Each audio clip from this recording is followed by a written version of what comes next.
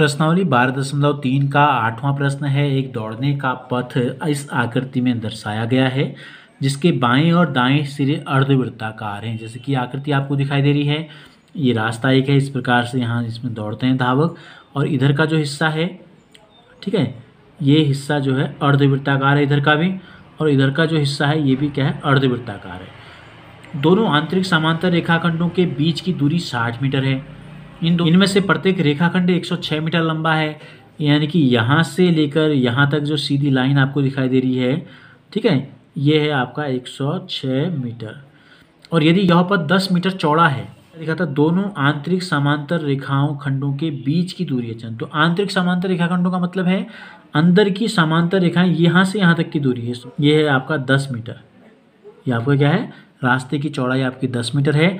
अंदर की जो रेखाएं हैं दोनों तरफ रास्ते की, इस रास्ते की अंदर की तरफ ये है और इस रास्ते के अंदर की तरफ ये है, इन दोनों के बीच की जो दूरी है ये हमको दी गई है 60 मीटर।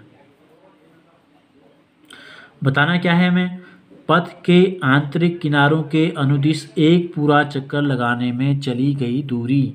अगर कोई धावक यहाँ से चलना शुरू करता है, अंदर की तरफ किनारे किनारे यहाँ से जाएगा ऐसे, ये ठीक है, फिर आधा गोल घूमेगा अर्धवृत्ताकार, फिर यहाँ से जाएगा यहाँ तक, फिर अर्धवृत्ताकार घूमेगा।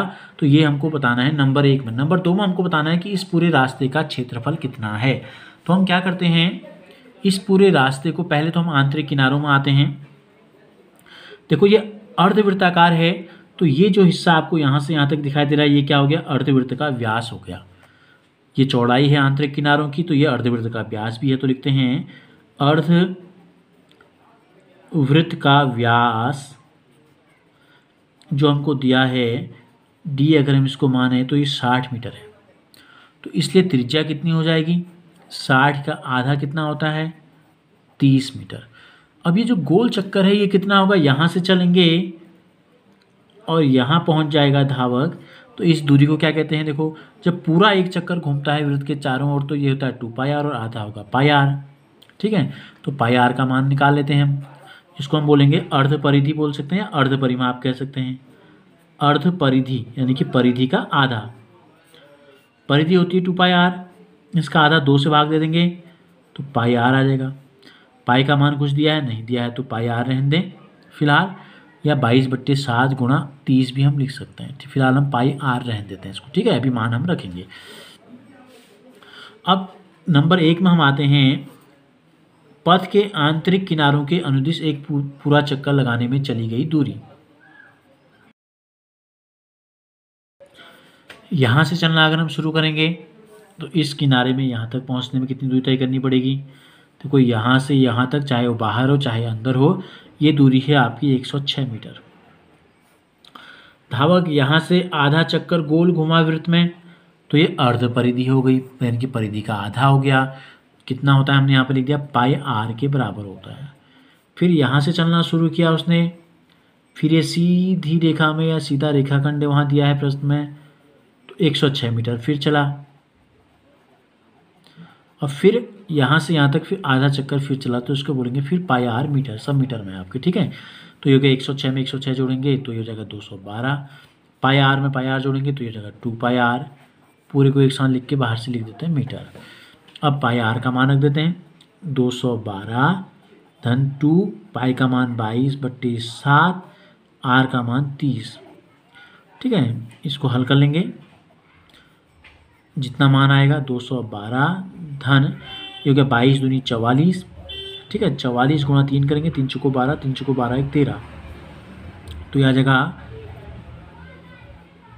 1320/7 इतना मीटर, या 7 का भाग दे देते हैं, 212 धन 7 का भाग कितने बार जाएगा, 13 में 7 एकम 7, 6 बच जाएगा, 6 2 62 हो जाएगा, 7 8 56, ठीक है, 4 2 6 60 बच गया, फिर 7 8 56, 40 हो जाएगा, 7 पंजे 35, 50 हो जाएगा, 7 7 49, इतने अंक तक ले लेते हैं। अब इन दोनों को जोड़ देते हैं तो ये आ जाएगा हमारा इतना, दशमलव के बाद यहाँ कुछ नहीं है, यहाँ तो 5 7 है।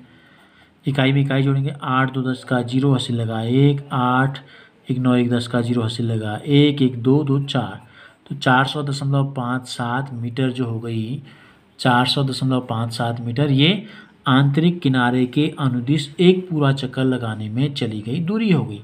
अब नंबर 2 में हमको बताना है इस पूरे रास्ते का क्षेत्रफल। तो हम क्या करते हैं, इस पूरे रास्ते को हम 4 भागों में तोड़ देते हैं। देखो, एक भाग सीधी रेखाखंड का रास्ता ये हो गया, एक भाग हो गया हमारा ये 2। एक हिस्सा हम इधर वाला तोड़ लेते हैं इस प्रकार से, जो अर्धवृत्ताकार हिस्सा था उसको हमने ऐसे बना दिया, और इधर अर्धवृत्ताकार जो हिस्सा था इसको हमने ऐसे बना दिया। तो ऊपर वाले पूरे रास्ते को हमने इस प्रकार से 4 भागों में डिवाइड कर दिया। यह है 106, चौड़ाई है 10, लंबाई है 106, चौड़ाई है 10। अब इन दोनों को अगर मिला दें, देखो दोनों का व्यास जो है सेम है, इसका और इसका दोनों का व्यास सेम है, इन दोनों को अगर हम मिला दें तो हमको जो आकृति दिखाई देगी वो इस प्रकार की हो जाएगी। ये हमने क्या किया, इधर और इस दोनों हिस्सों को हमने चिपका दिया। तो इस पूरे का क्षेत्रफल कितना होगा, देखो अंदर की दूरी और बाहर की दूरी, ये 2 दूरियां हमको पता होनी चाहिए, यानी कि अंदर वाले वृत्त की त्रिज्या और बाहर वाले वृत्त की त्रिज्या हमको पता होनी चाहिए। तो रास्ता कितना चौड़ा है, 10 मीटर चौड़ा है। अंदर वाले की त्रिज्या कितनी है, आर का मान अभी हमने निकाला था, छोटा आर 30 मीटर है। अगर हम बाहर वाले की त्रिज्या को कैपिटल आर ले लें तो 10 मीटर चौड़ा रास्ता, इसमें ये 30 है, 10 और जोड़ देंगे इसमें तो कितना हो जाएगा 40 मीटर। अब हम रास्ते का क्षेत्रफल निकालते हैं। नंबर 2 में पथ का क्षेत्रफल हमसे पूछा है। पथ का जो क्षेत्रफल होगा, देखो ये आयताकार आकृतियां हैं दोनों, तो लंबाई गुणा चौड़ाई धन लंबाई गुणा चौड़ाई हो गए। और ये वृत्त है, ये वलय की आकृति बन रही है, इसका एरिया हमको बताना है। तो क्या करेंगे, बड़े वृत्त के क्षेत्रफल में से छोटे वृत्त को काट के फेंक देंगे तो हमको ऐसी एक रिंग मिल जाएगी, छल्ला, ठीक है, यानी कि ये वलय का क्षेत्रफल जिसको हम कहते हैं। ये कैसे निकालते हैं, बड़े वृत्त के क्षेत्रफल में से छोटे वृत्त के क्षेत्रफल को घटा देते हैं। तो 106 गुणा 10 कितना हो गया 1060, ठीक है। इसको कैसे हल करते हैं, पाई कॉमन ले लेंगे तो ये बच जाता है आर स्क्वायर धन नहीं आर स्क्वायर ऋण आर स्क्वायर। इन दोनों को जोड़ देते हैं, 1060 तो कितना हो जाएगा 2120 हो जाएगा, 2120, ठीक है। पाई का मान दिया है, नहीं दिया है, तो 22/7 रख लेते हैं। आर स्क्वायर ऋण आर स्क्वायर का मतलब होता है एक कोष्टक में आर धन आर और एक दूसरे कोष्टक में भी आर ऋण आर होता है। तो आर धन आर 40 धन 30, आर ऋण आर 40 ऋण 30, कितना हो गया 2120 गुणा धन 22/7 गुणा 40 में 30 जोड़ेंगे तो आ जाएगा 70, 40 में 30 घटाएंगे तो आ जाएगा 10, 7.70, 22 गुणा 100 2200 हो गया।